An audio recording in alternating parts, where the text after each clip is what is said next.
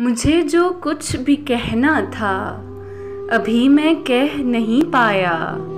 मेरी तहरीर की ज़द में अभी तो कुछ नहीं आया। अभी वो कर्ब लिखना है जिसे महसूस करता हूँ।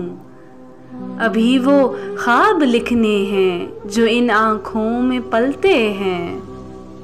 मुझे उनको भी लिखना है जिन्हें मैं ढूंढ ना पाया। अभी वो लोग लिखने हैं जो खोकर हाथ मलते हैं। अभी वो अश्क लिखने हैं कभी जो कह नहीं पाया।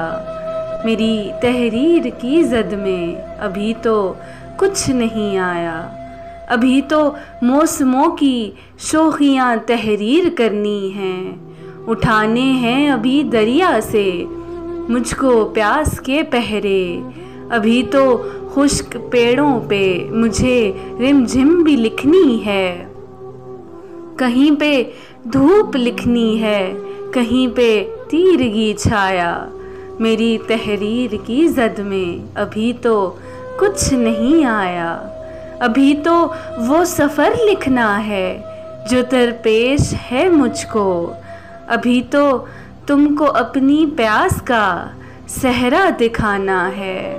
अभी तो हिज्र की लिखनी है सारी मातमी रातें। अभी तो ऐसे लम्हे भी तुम्हें आकर सुनाना है कि जिनसे अश्क आँखों में मगर इस दिल को बहलाया।